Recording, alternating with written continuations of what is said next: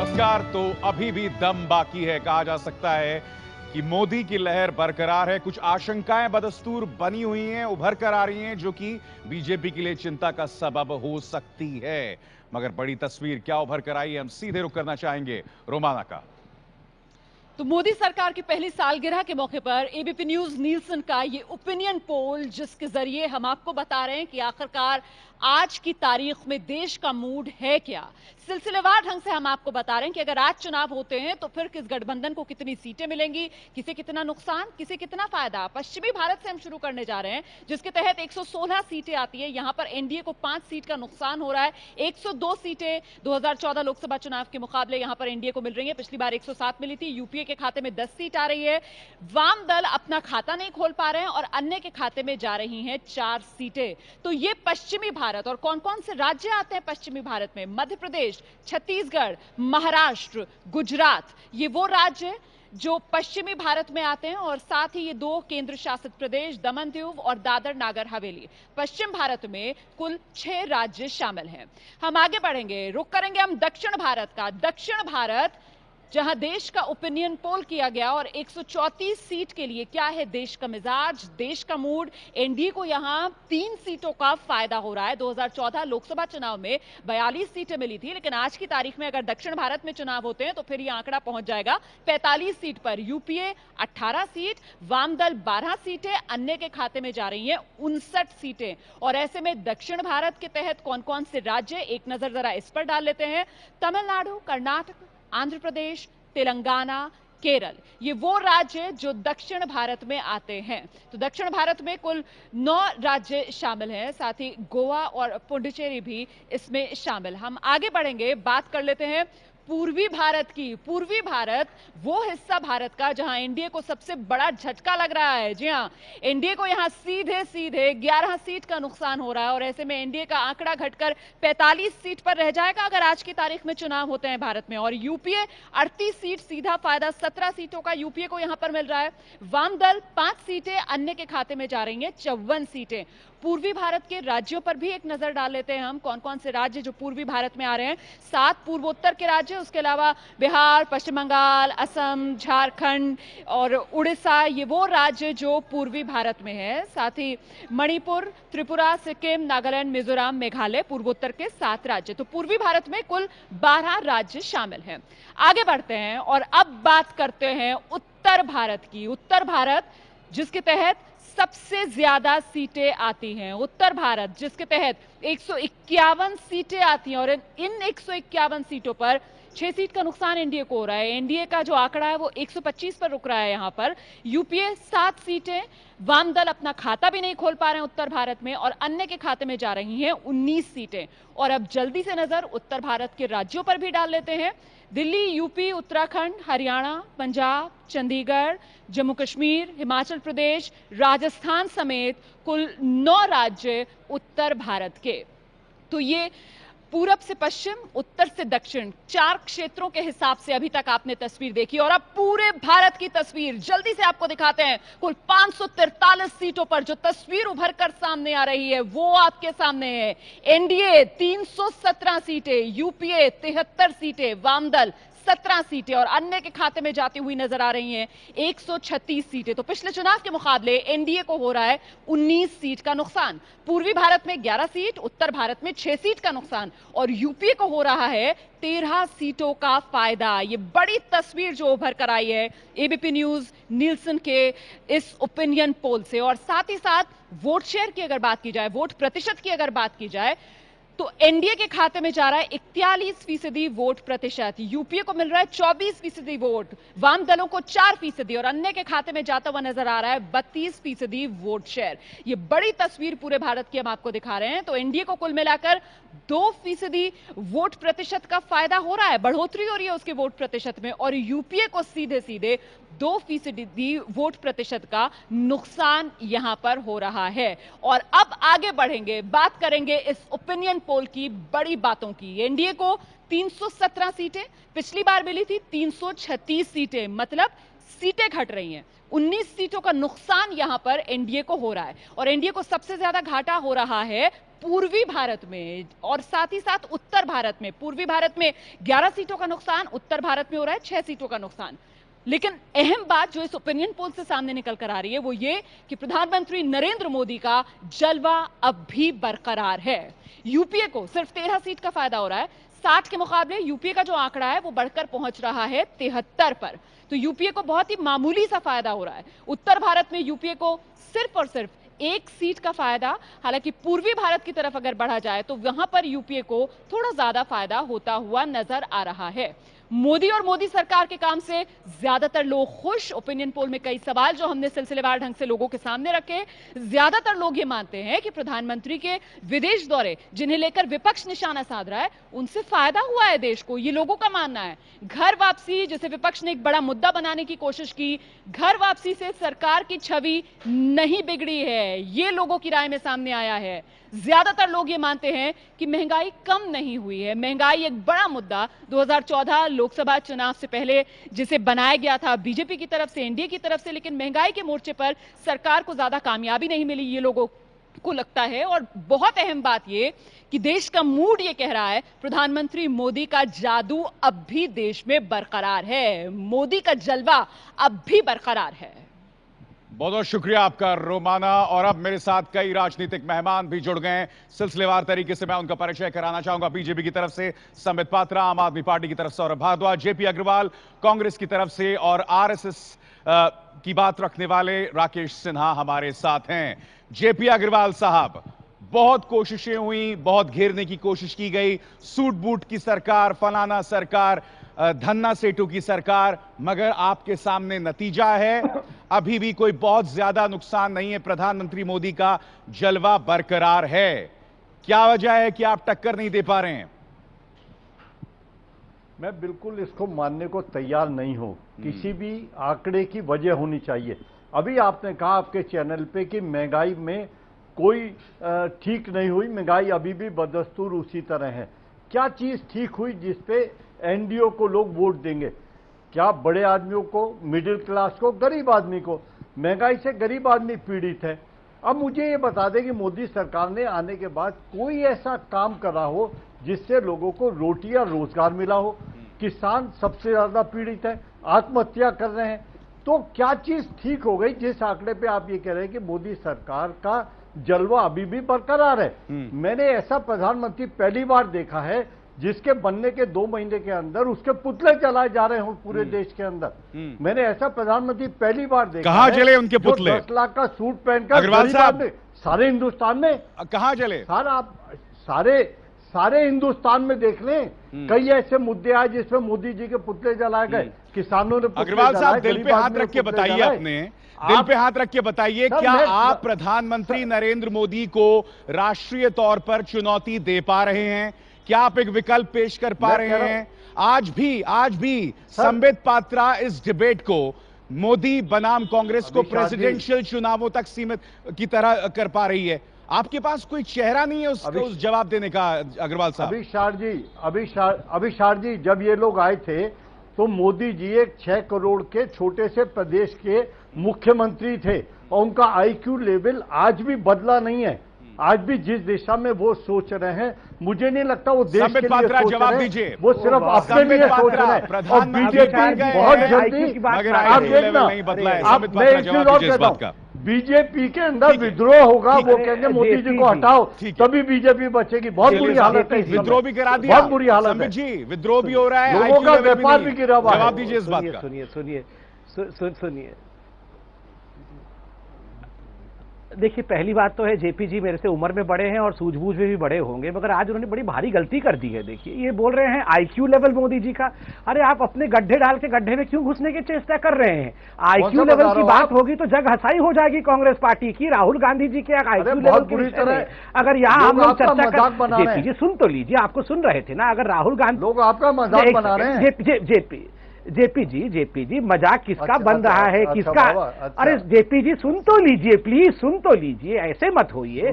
जहां तक IQ level की बात है, अगर राहुल गांधी जी के आईक्यू लेवल के बारे में बात किया जाएगा तो आप कैसे डिबेट करेंगे, जरा चिंता करिए। दूसरा, आपने बार बार पूछा क्या ऐसा एक चीज हो गया है जिससे लोग एनडीए सरकार को वोट करेगी, किससे लोग बीजेपी को वोट करेगी? मैं आपको बताता हूं, जब आपके घर में एक डकैत बैठ के घुसा हो और वो पूरे घर में लूट मचा रहा हो, अगर उस लुटेरे को ही बाहर निकाल दिया जाए तो चैन की सांस लेता है वो घर वाला। आज पूरे हिंदुस्तान से उस लुटेरे को बाहर निकाल दिया गया है। अच्छे दिन अपने आप आ गए हैं, बाकी तो हमने अभी बीज बोए हैं, फल भी लगेगा, मगर सबसे बड़ा काम हुआ है उस लुटेरे को बाहर निकालना। नहीं मानेंगे कि अच्छे दिन का पर्याय सिर्फ प्रधानमंत्री मोदी और उनका नाम है।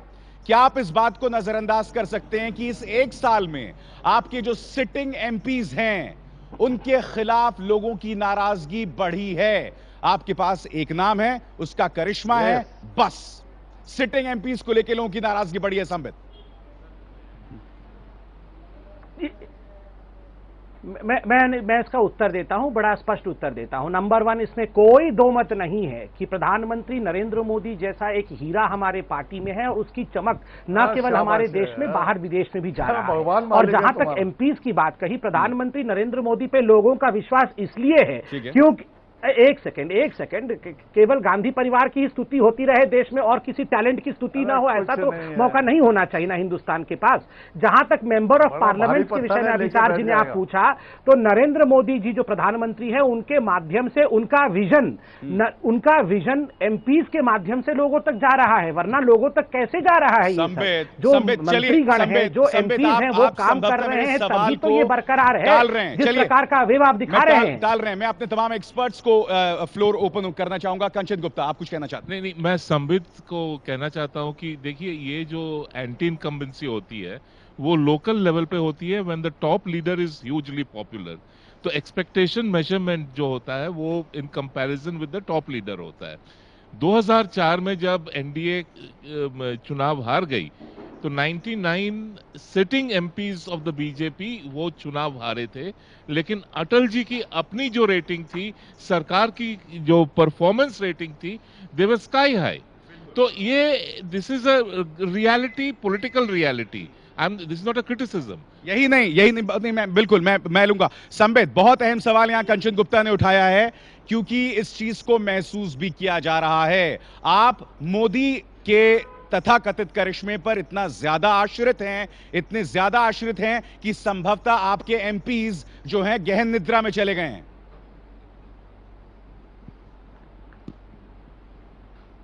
नहीं, देखिए, दो चीजें हैं। नंबर वन, इसमें कोई दो मत नहीं है कि मोदी जी पे हम आश्रित हैं। वो इसलिए हैं क्योंकि अगर हमारे पास ऐसा एक टैलेंटेड व्यक्ति है तो क्या उसके टैलेंट का भरपूर जो अच्छाई है, सदुपयोग पार्टी को नहीं करना चाहिए? पार्टी को सदुपयोग भी करना चाहिए और देश को भी उसके टैलेंट का सदुपयोग करना चाहिए, जो कि हम कर रहे हैं। और पार्टी में और सरकार में मैं मानता हूं कि बहुत सारे ऐसे चेक्स एंड बैलेंसेज हैं जिसके माध्यम से तमाम मेंबर ऑफ पार्लियामेंट के परफॉर्मेंस को भी रेट किया जाता होगा और यह देखा जाता होगा कि मेंबर ऑफ पार्लियामेंट और मिनिस्टर्स प्रधानमंत्री के विजन के अनुसार उसके काम को जनता तक पहुंचा सके। और अगर ऐसा नहीं होता है तो उसके लिए भी चेक्स एंड बैलेंसेस जरूर होगा। ठीक है, चलिए तमाम खास मेहमान मेरे साथ बने हुए हैं। राकेश सिन्हा भी हैं, सौरभ भारद्वाज भी हैं। बहुत बहुत शुक्रिया संबित, क्योंकि हमारे साथ बीजेपी की तरफ से एक और नुमाइंदे जुड़ने वाले हैं। मगर सौरभ भारद्वाज, आपसे हम जानना चाहेंगे यहां पर, क्या आप इस बात को मानेंगे कि प्रधानमंत्री नरेंद्र मोदी की अपनी व्यक्तिगत जो शख्सियत है उस पर अब तक कोई दाग नहीं है? वो एक निर्णायक प्रधानमंत्री के तौर पर पेश आ रहे हैं, कमजोर प्रधानमंत्री के तौर पर वो खुद को पेश नहीं कर रहे हैं। क्या आप मानेंगे कि उनकी शख्सियत पर असर नहीं पड़ा अब तक?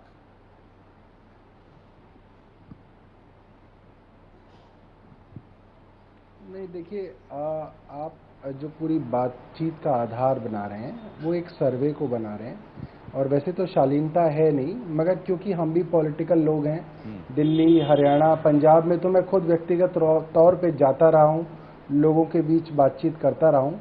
मैं कतई भी विश्वास नहीं कर पा रहा कि आपका सर्वे रियलिटी के बिल्कुल आसपास भी हो। ये रियलिटी से बिल्कुल ही 180 डिग्रीज पे दूर है। और आप कहाँ घूमे सौरभ? किस बात पे सौरभ आप कहाँ घूमे कि आप इस बात का दावा कर रहे हैं? जो आत्महत्या कर रहा है, जिनका, जी मैं आपको बताऊं, मैं हरियाणा, दिल्ली और पंजाब में काफी घूमा हूं। मुझे नहीं लग रहा कि जो किसान है हरियाणा का वो इतना ज्यादा नफरत कर रहा है, मैं शब्द यूज कर रहा हूं, नफरत कर रहा है इस वक्त मोदी सरकार से, कि वो कहता है कि भाई एक मौका मिल जाए तो तुम देखो खट्टर की सरकार भी गिर जाती। तो वो किसान जिसकी भूमि के ऊपर आंख निगाहे बैठे हैं सारे के सारे कॉर्पोरेट्स, वो किसान जो आत्महत्या कर रहा है, वो मजदूर जिसके लिए आप एफडीआई ला रहे हैं, वो किस बात पे नरेंद्र मोदी जी को वोट देगा, मुझे समझ में नहीं आ रहा। हाँ, ये जरूर हो सकता है अगर अंबानी अदानी जैसे लोगों को वोट देनी हो तो ये 100 में से 100 वोट जो दें वो नरेंद्र मोदी को देंगे और इनकी सरकार बनवाएंगे। राकेश सिन्हा हमारे साथ हैं। राकेश सिन्हा, ये कहा जाता है कि आरएसएस एक तरह से सरकार चला रही है। मैं आपसे जानना चाहता हूं, जिस तरह का प्रभाव, जिस तरह का एजेंडा इस सरकार से उम्मीद कर रही, क्या आप उससे संतुष्ट हैं?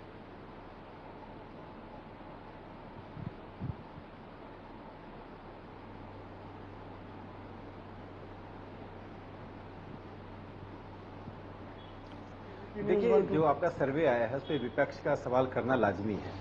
विपक्ष का काम है सवाल करना, और मुझे लगता है चौकन्ना विपक्ष रहना भी चाहिए, मुखर विपक्ष रहना भी चाहिए। लेकिन जो दो बातें मैं कहना चाहता हूं कि सरकार के प्रति भरोसा एक ऐसा शब्द है जो इस देश की मतदाताओं ने इस सर्वे के द्वारा व्यक्त किया है कि पारदर्शिता के साथ जब सरकार काम करती है और सरकार ने कुछ तात्कालिक बातों से हटकर दीर्घकालिक योजनाओं की जो घोषणा की है, उससे भारत की जनता पर एक इम्पैक्ट पड़ा है। दूसरी बात मैं यहां जोड़ना चाहता हूं कि पहली बार भारत की सरकार ने पहले साल में सोशल सेक्टर में ऐसे कदम उठाए हैं जिसने विकास को और गवर्नेंस को ग्रामीण जनता के सबसे हाशिए पर लोगों के दरवाजे तक ले गई है। एक उसका उदाहरण दूंगा जो बहुत अच्छी बात है, जो दूसरे देशों को भी नकल करनी चाहिए कि 5.5-7 करोड़ लोग 12 दिनों में इंश्योरेंस सेक्टर से जुड़ गए। 12 रुपये सालाना देकर इंश्योरेंस लेना आज एक आम नागरिक को यह महसूस हो रहा है कि नई दिल्ली की सरकार कर रही है। और दूसरी एक बात और मैं यहाँ जोड़ना चाहूंगा कि नीतीश कुमार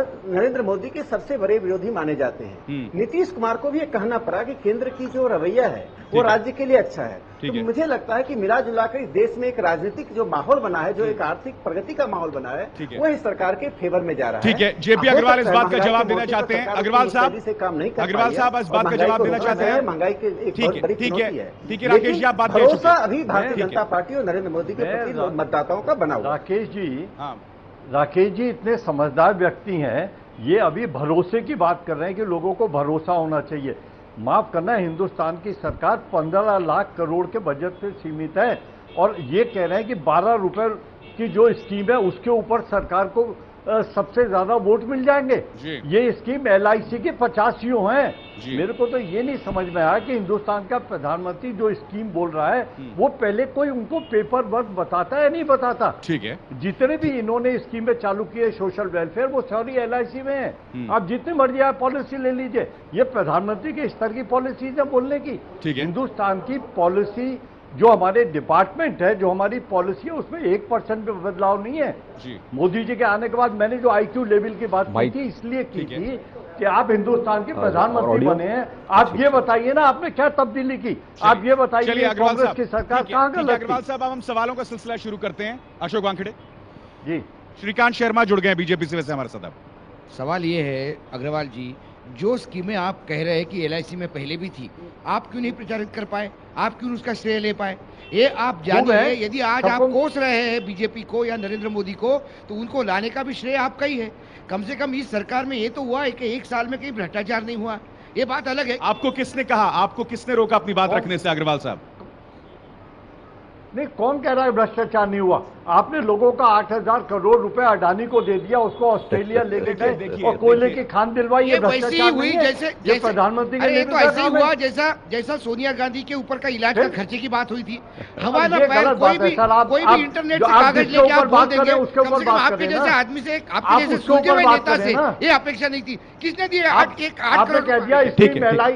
ठीक है, और भी सवालात हैं। LIC की स्कीम कौन नहीं जानता है? LIC की स्कीम सब जानते हैं। LIC की स्कीम अग्रवाल साहब सुन लीजिए, अगर इनको नहीं मालूम हो तो इनका IQ लेवल कम है। अग्रवाल साहब देखिए, जो जो सर्वे भी दिखा रहा है पूरी की पूरी एक जो है राजनीति जो है वो एक शख्स के इर्द गिर्द घूमती है। तो एक पूरा हमारे देश में जो प्रेसिडेंशियल फॉर्म टाइप जो प्राइम मिनिस्ट्रियल डेमोक्रेसी बन रही है, तो उसके जवाब में आपकी क्या तैयारी है? कांग्रेस में अभी भी क्या सोनिया गांधी कांग्रेस अध्यक्ष रहेंगी या राहुल गांधी बनेंगे? कांग्रेस का उनके नरेंद्र मोदी के खिलाफ कौन सा चेहरा? असमंजस क्यों है? संक्षिप्त में जवाब दें आप, मुझे ब्रेक में जाना है। सर मैं एक बात बता दूं, नरेंद्र मोदी को डिमोलिश करने के लिए नरेंद्र मोदी ही काफी है। नरेंद्र मोदी की ये तो बहुत ही निराशावादी किस्म की सोच है अग्रवाल साहब। सर आप क्या जवाब देंगे? सर आप क्या जवाब देंगे? आपने एक सवाल करा, नहीं आप एक सवाल करा, मुझे जवाब तो देने दो आप। मैं ये कह रहा हूं कि नरेंद्र मोदी की सोच ही पूरी बीजेपी और नरेंद्र मोदी को मगर आपका क्या जवाब है अग्रवाल साहब? आगे देखने का मौका नहीं है। इसमें भी मोदी का सहारा ले रहे हैं सर। आप अपनी प्रतिक्रिया के लिए, अपने जवाब के लिए भी आप मोदी का सहारा ले रहे हैं अग्रवाल साहब? नहीं अभिषार जी मैं नहीं ले रहा। मैं ये कह रहा हूं कि वो अपने आप में काफी हम सक्षम है। हमारा इतिहास है, हमने 65 साल सरकार चलाई है। जैसा राहुल जी ने कांग्रेस को डुबाया, आपका कहना है कि मोदी जी बीजेपी को डुबाएंगे? सर आप कुछ भी सोचो, मैं तो नहीं मानता ऐसा।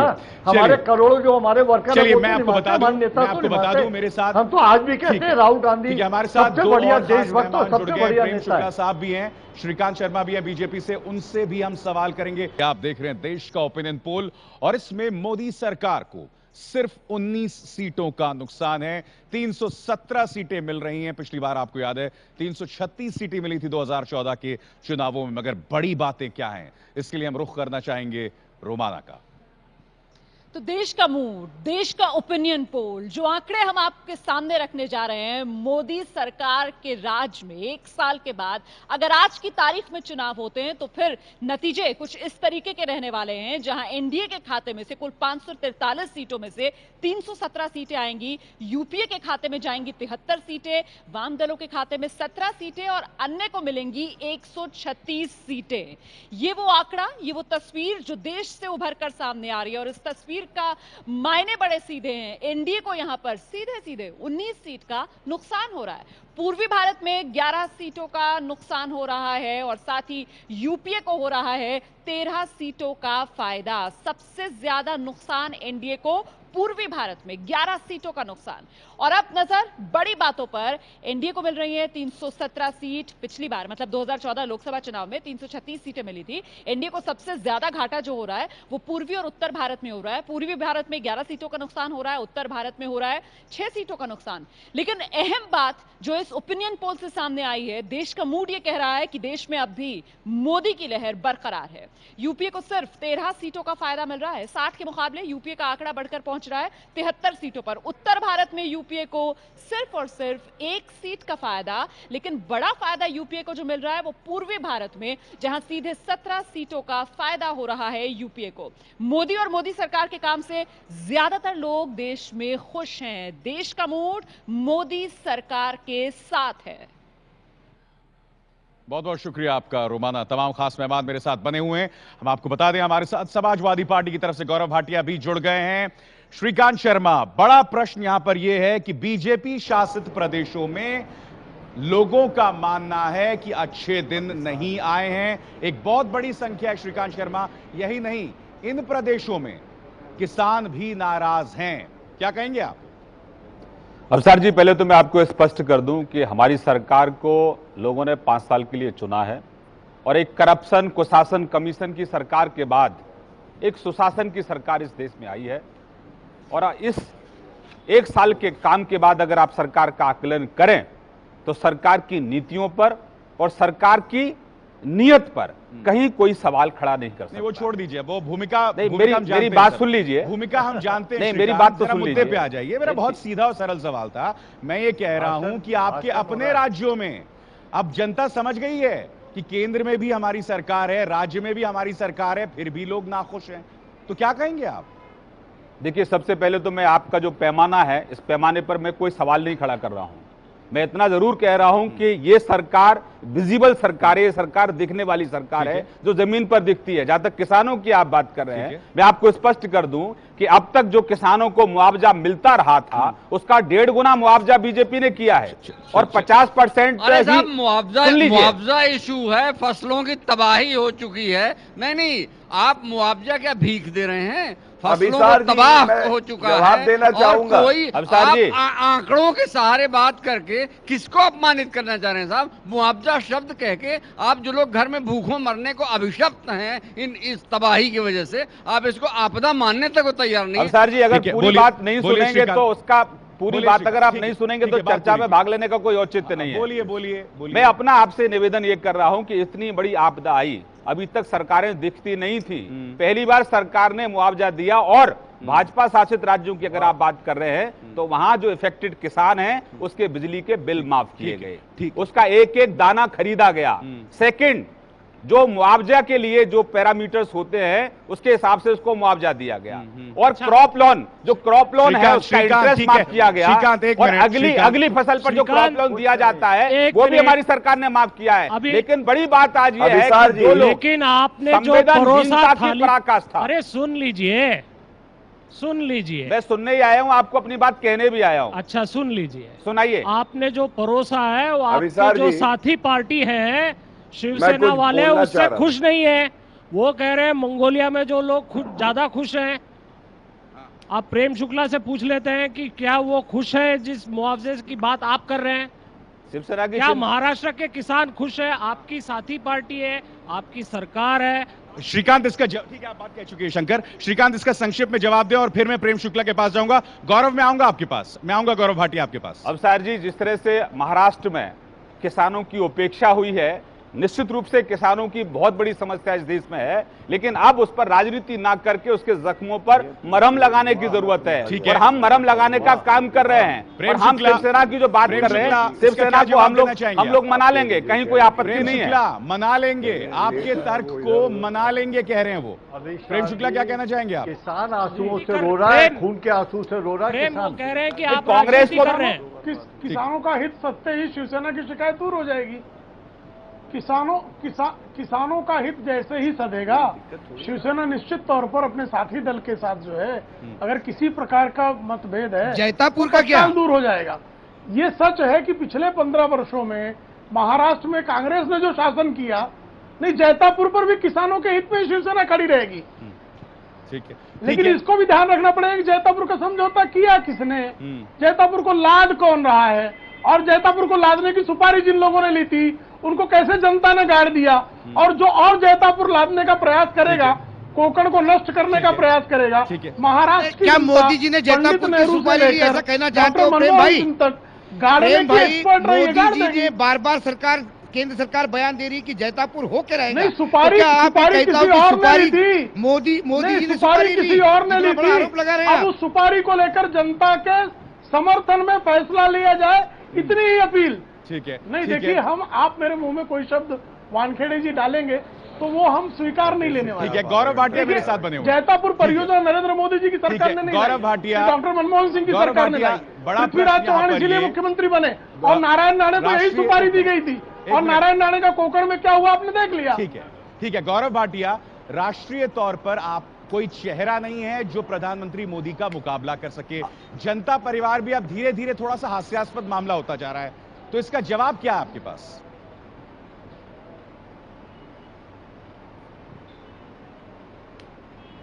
अभिसार जी, आपका जवाब मैं दे दूं। नरेंद्र मोदी जी भी आज से 1.5 साल पहले कोई राष्ट्रीय चेहरा नहीं थे, और उसके बाद वो चुनाव में प्रधानमंत्री के उम्मीदवार बने और आज प्रधानमंत्री हैं। चेहरे बहुत हैं, माननीय मुलायम सिंह यादव जी हैं और नीतीश कुमार जी हैं, लालू प्रसाद यादव जी हैं, हमारी पार्टी में बहुत है। लेकिन आज का मुद्दा 1 साल का इनका कार्यकाल है, उस पे मैं कुछ जरूर कहना चाहूंगा। सबसे पहले ये हर कोई कह रहा है कि 1 साल में नरेंद्र मोदी जी की जो पॉपुलैरिटी है वो ऐसे तेज गिरी है जैसे कि कोई बुलेट ट्रेन चलती है। दूसरी बात, हर कोई ये मान रहा है कि यहाँ काम तो कम है और प्रचार ज्यादा है, एडवर्टाइजिंग में मास्टर के इलेक्शन जीत के आए, लेकिन सरकारें एडवर्टाइजिंग से नहीं चलती हैं। हमारा सर्वे ऐसे नहीं कह रहा है। श्रीकांत शर्मा, एडवर्टाइजिंग। अभिसार जी, आपका एक सर्वे है, आपके चैनल का भी जो है हम बहुत एडवर्टाइजिंग की काम की होती है। अगर ये सरकार 1 रुपए महीने के हिसाब से देश के गरीब आदमी का 2 लाख का जीवन 2 लाख का बीमा कर रही है दुर्घटना का, तो ये कोई मार्केटिंग नहीं है, तो वास्तविकता है। अगर 20,000 करोड़ का मुद्रा बैंक के माध्यम से गांव में रहने वाला जो नौजवान है, जिसके पास स्किल है, जिसके पास हुनर है और वो अपना काम करना चाहता है, तो मुद्रा बैंक के माध्यम से वो काम कर सकता है। और ये हमारे समाजवादी पार्टी के मित्र ये बता दो कि 3 साल में आपने उत्तर प्रदेश को कितना लूटा? अरे आपको किसान ग्रिड के माध्यम से 18 घंटे बिजली देना चाहते थे। किसान ग्रिड कहाँ है? 28 कहता है कि केवल ग्रिड कहाँ है? श्रीकांत एक मिनट। आपने अपना ऑर्डिनेंस लाए, अपना जो नया बिल लाए, उसमें कृषि भूमि के अधिग्रहण की भी बात करी है। अरे आपको तो मॉरल राइट नहीं है। दूसरी बात, काला धन तो WTO में किसानों के हित को गिरवी रख दिया। ठीक है, WTO में किसानों के हित को गिरवी रखने वाले लोग या किसानों की वकालत कर रहे हैं। अमित शाह जी कहते हैं काला धन का तो जुमला था चुनाव का। बिल्कुल। अगर किसी पार्टी का राष्ट्रीय अध्यक्ष यादव सिंह का क्या हो रहा है? हमने चुनावी वादे किए, यादव सिंह कहाँ है? केवल जुमले हैं। अरे आपको तो करप्शन पर, किसानों पर, गवर्नेंस पर बोलने का मॉरल राइट नहीं है। यादव सिंह के खिलाफ कार्रवाई क्यों नहीं हो रही है? आपने कहा 2 करोड़ गौरव भाटिया, यादव सिंह कहाँ? यादव सिंह को लाओ। पहले साल में कितने लोगों को रोजगार दिया? राकेश सिन्हा से एक सवाल है। राकेश सिन्हा से एक सवाल है अशोक वानखेड़े का। राकेश सिन्हा एक सवाल है अशोक वानखेड़े का। राकेश जी, दिल्ली में आपको संघ का एक्सपर्ट माना जाता है। कुछ दिन पहले औरंगाबाद में एक सम्मेलन को संबोधित करते हुए संघ चालक ने यह कहा था कि हम जीते, हम आए, आगे क्या? और उनका केंद्र सरकार में जो सरकार आई है भाजपा की, उसको लेके सवाल था कि हम जीते, हम सत्ता में आए, आगे क्या? और ये सवाल उन्होंने छोड़ दिया कि आगे कुछ दिख नहीं रहा, इसलिए सवाल उठ रहा है। संघ के जो बाकी संगठन हैं, चाहे बीएमएस हो, चाहे किसान संघ हो, कहीं ना कहीं इस सरकार के खिलाफ उनको साधने में यदि संघ को मेहनत करनी पड़ रही है, तो ये मानना पड़ेगा कि कहीं ना कहीं सारा ये सरकार विरोधी उनका एक रुख है। जवाब दीजिए राकेश इसका।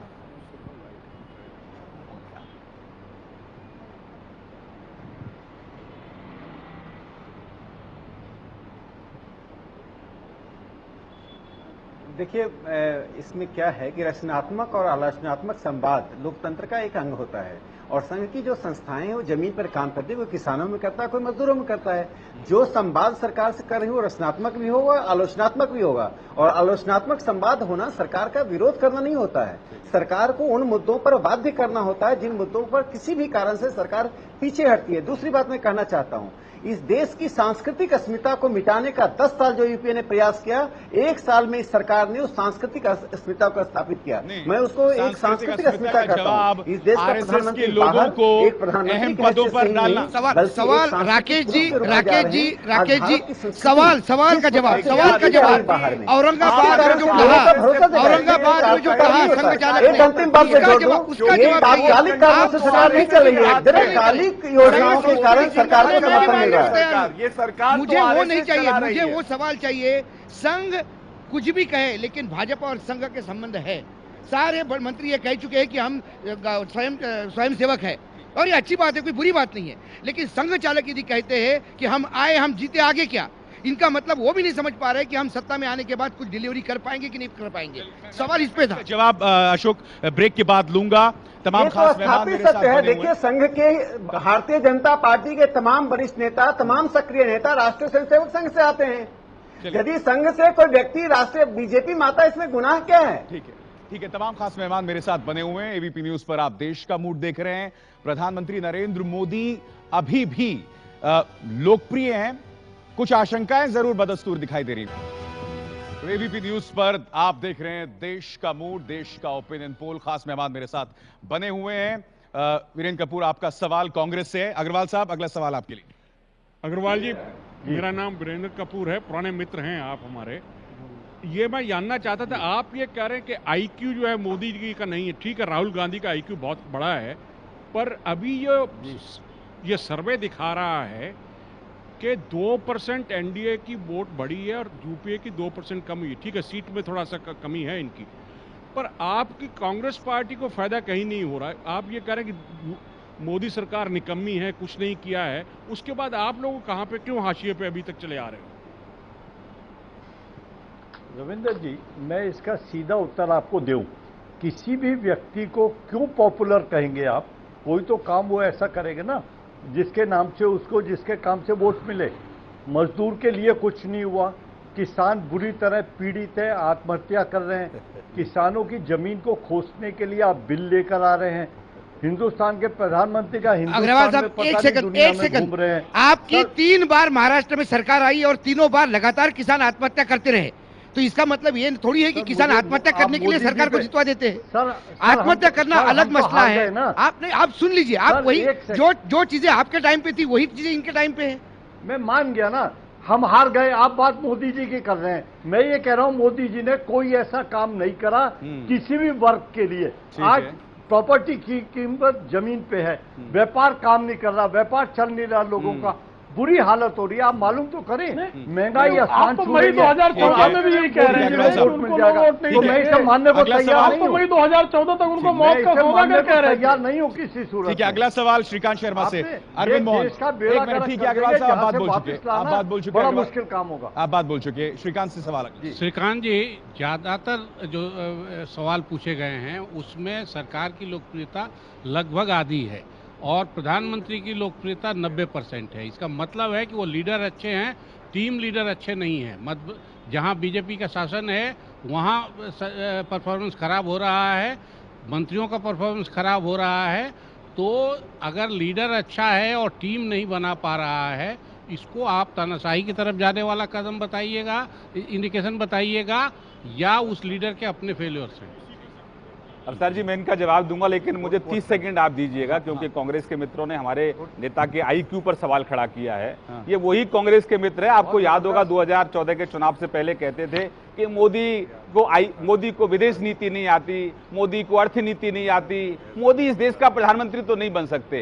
इनके बड़बोले नेता ने कहा था कि कांग्रेस दफ्तर के बाहर वो चाय जरूर बेच सकते हैं। ठीक है, तो इनके अहंकार को दोनों ही मोर्चे पर, मोदी जी की सरकार ने चाहे विदेश नीति हो चाहे अर्थनीति हो, दोनों ही मोर्चे पर सरकार ने उमदा काम किया है। जहां तक आपके सवाल का जवाब में अगर अभिसार जी, मैं कुछ कहना चाहूंगा, अगर आप एक ये सरकार ऐसी सरकार है मेरे मित्र कि इस सरकार में आपको प्रधानमंत्री कार्यालय दिखता है।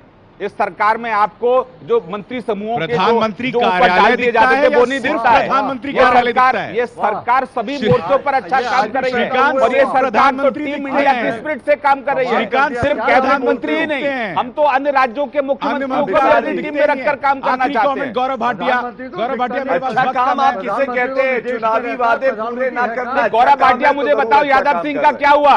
गौरव भाटिया, यादव सिंह का क्या हुआ, कहां है वो, ये बता दो। और आपने कहा था कि किसान ग्रिड से 18 घंटे हम यूपी के किसानों को बिजली देंगे, उसका क्या हुआ? और जो आपने चेक दिए हैं, अरे जो चेक दिए हैं, जो आपने जख्म दिया है किसानों को, चेक बाउंस हो, इनका जवाब दो। ज्यादा गुस्से में देख के अच्छा नहीं लगता। अरे भैया जवाब दे दो, उपलब्धियां ज्यादा है, जवाब दे दो। यादव सिंह के खिलाफ कार्रवाई क्यों नहीं, सीधा सवाल है, जवाब दे दो। पूछा 18 घंटे किसान ग्रिड से आप बिजली दे रहे थे, आपकी सरकार को 3 साल हो गए, 3.5 साल हो गए, बिजली कहाँ है? रुपए क्यों नहीं मिले लोगों को? बिजली कहाँ है? आपने नहीं बताया 2 करोड़ रुपए, 2 करोड़ नहीं है, प्रदेश में बिजली नहीं है, क्योंकि आपने ये नहीं बताया कि बिजली नहीं है, कानून व्यवस्था नहीं है, क्यों घट रहा है? आपने मुआवजा नहीं दिया। उभर कर आई है, बड़ी बात क्या उभर कर आई है देश के मूड, देश के ओपिनियन पोल में, कि कुछ सीटें जरूर कम हुई हैं मोदी सरकार की, कुछ आशंकाएं भी हैं जो आने वाले 4 साल में एक बड़ी चुनौती पेश कर सकते हैं मोदी सरकार के लिए। तमाम खास मेहमानों और हमारे एक्सपर्ट्स का बहुत बहुत शुक्रिया इस चर्चा में शरीक होने के लिए। थोड़े से इंतजार के बाद व्यक्ति विशेष।